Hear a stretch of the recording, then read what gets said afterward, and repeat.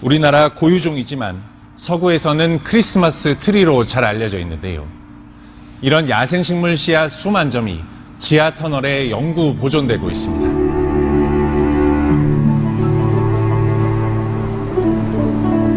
핵전쟁과 같은 대재앙에 대비하는 이른바 노아의 방주인데요. 세계 최초로 들어서는 야생식물 종자 영구 보관소를 카메라에 담았습니다.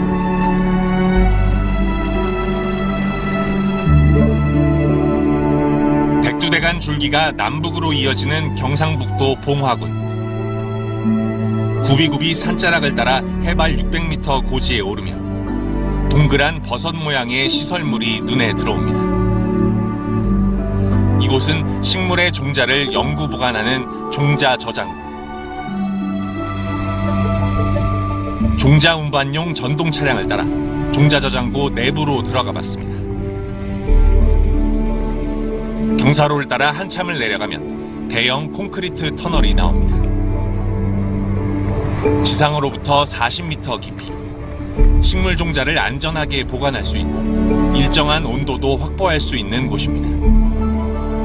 지하에 설치를 하게 되면 아무래도 온도 조건을 영하 20도로 떨구기에 굉장히 유리하다는, 경제적으로 떨굴 수 있다는 이점이 있고요. 두 번째는 전쟁이나 핵폭발 같은 자연 재앙으로부터 안전하게 보존할 수 있다.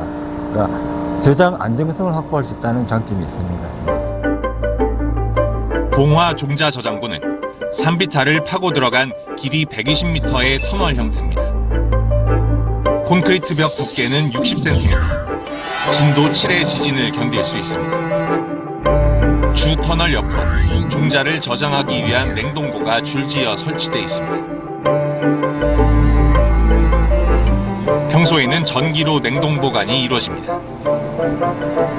그러나 비상 상황에서 전기 공급이 끊어질 경우에도 지하 깊숙한 곳에 설치돼 있어 상당 기간 종자가 손상되지 않습니다.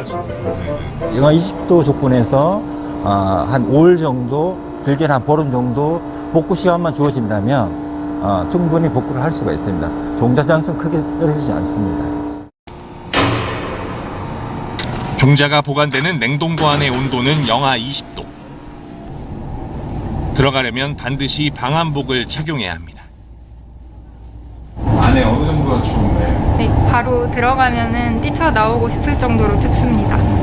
지금 겨울 밖에 날씨랑 비교하면? 지금 날씨가 오늘도 한파로 인해서 영하 10도 정도로 추운 날씨인데요. 안에는 정말 더 춥습니다. 철문을 열고 들어가면 종자 보관실이 모습을 드러냅니다.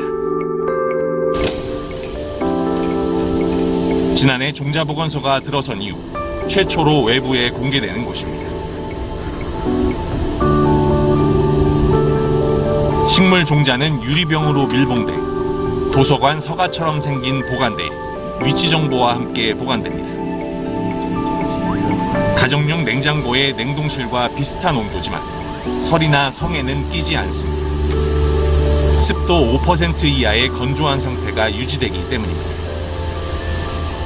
가정에 쓰는 냉장고나 냉동고 앞에 끼는 성에 같은 게 만약에 비슷한 온도면 여기 이렇게 막 성에 끼고 그랬어요. 여기 얼음벽이 돼야 맞겠죠. 제습이 안 된다면 얼음벽이라서 작업이 안 될 겁니다.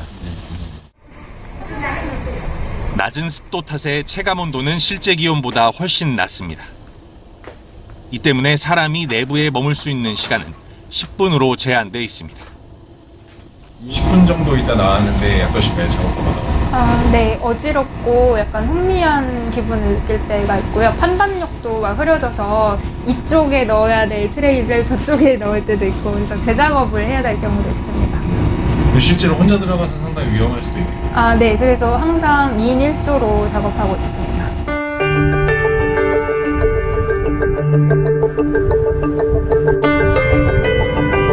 각종 재해에 대비해 식물 씨앗을 지하 터널에 냉동 보존하겠다는 아이디어는 2008년 노르웨이에서 처음 현실화됐습니다. 북극과 가까운 스발바르 섬의 국제 종자 저장고. 터널에 보관된 상자 안에는 벼와 밀, 보리와 같은 세계 각국의 식량작물 씨앗이 담겨 있습니다. 북한도 이곳에 식량종자 씨앗 보관을 맡겼습니다. 저장고 안에 북한이 맡긴 상자가 눈에 띕니다. So this is the main chamber of the vault. Here you have world agriculture in one room, 860,000 different types of accessions from more than 60 different institutions coming from virtually every country on earth. 스발바르에 이어 세계에서 두 번째로 만들어진 봉화 종자보관소의 구조와 보관 방식은 스발바르 보관소와 매우 유사합니다. 하지만 역할은 다릅니다. 스발바르 보관소가 식량작물의 씨앗을 보관하는 데 비해 봉화 보관소는 야생식물의 씨앗을 보관합니다. 야생식물 씨앗을 보관하는 가장 큰 목적은 식물 다양성 확보입니다. 예를 들어 2013년 국제 멸종 위기종으로 지정된 구상나무가 만약 야생 상태에서 멸종된다면 봉화 보관소에 저장된 씨앗을 이용해 되살릴 수 있습니다. 원예나 관상자원으로서의 경제적 가치도 상당합니다. 이와 함께 현재의 야생식물이 미래의 식량자원이 될 수 있다는 가능성, 종자를 보관해야 하는 이유입니다. 현재 지금 스발바르에서 보존되어 있는 작물이 가까운 미래 또는 먼 미래의 기후에 안 맞을 수도 있고요. 또 사람들의 기호가 달라져서 또 지금 야생에 있는 식물들이 또 작물로서 이렇게 그 대두가 될 수도 있기 때문에 봉화 종자보관소는 스발바르와는 달리 종자와 관련된 연구시설을 갖추고 있습니다. 종자의 자세한 부분들을 그 사진으로 찍은 거거든요. 종자가 육안으로는 볼 수 없는 이런 주름진 거라든지 작은 털이라든지 그런 거를 종자마다 자기 고유의 그 모양이와 그리고 길이와 폭 이런 거를 다 저장하고 있습니다. 연구의 최종 단계는 실제로 종자가 싹을 틔우고 성장하는 조건을 밝히는 발화 실험입니다. 벼와 같은 작물 종자는 발화 조건과 생육 환경이 자세하게 알려졌지만 야생식물에 대한 연구는 대부분 처음 시도되는 것들입니다. 우리가 이제 전 지구상에 현재 존재하는 식물종이 한 30만 종인데 그 중에서 우리가 종자를 보관해 가지고 다시 발화시켜서 재생할 수 있는 종자는 30%가 안 됩니다. 그래서 나머지 한 70%는 아직까지도 종자가 어떻게 발화하고 이걸 어떻게 컨트롤해야 보관하고 하는 것들을 거의 모르고 있는 상황이죠. 현재까지 봉화 종자보관소가 국내에서 확보해 연구 중인 종자는 4만여 점.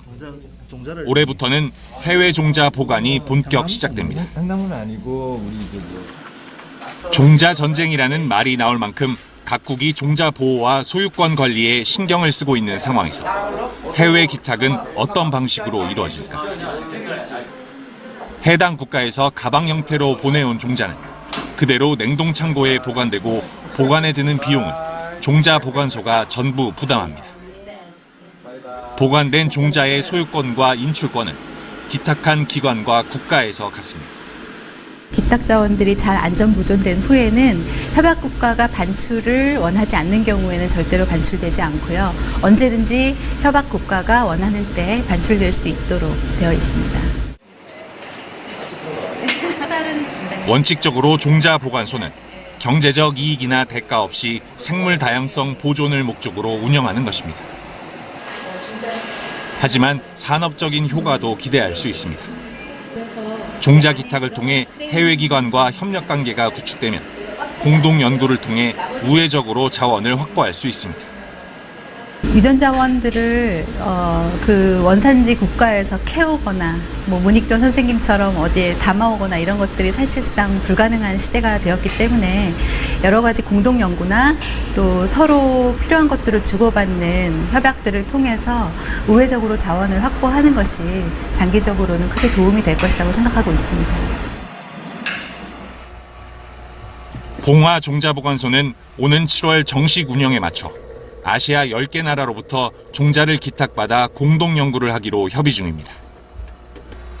앞으로 6년 동안 전 세계 30만 점의 야생식물 종자를 확보하는 것이 봉화 종자보관소의 목표입니다.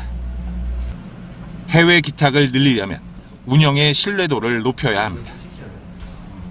산림청의 한계를 넘어서서 국가 차원에서 시드볼트를 관리를 했으면 하고, 좀 더 시드볼트가 이제 자리를 잡으면 저는 국제 기구화해서 이 시드볼트가 운영이 되어져야 된다고 그렇게 생각을 합니다. 2015년 노르웨이 스발바르 보관소에서는 첫 종자 인출이 이루어졌습니다. 오랜 내전으로 작물 종자가 유실된 시리아가 맡겨두었던 밀과 보리씨앗을 찾아간 겁니다. 100년 이상의 미래를 내다보고 만든 종자 보관소지만 설립된 지 불과 7년 만에 유용하게 사용된 겁니다. 종자 보관소의 영어 이름은 종자 금고라는 뜻의 시드 볼트입니다. 올해 문을 열 봉화 종자 보관소에서 언제 첫 인출이 이루어질지 예상하기는 어렵지만 금고 속 씨앗을 고맙게 쓰는 일은 아주 먼 미래의 일은 아닐 수도 있습니다.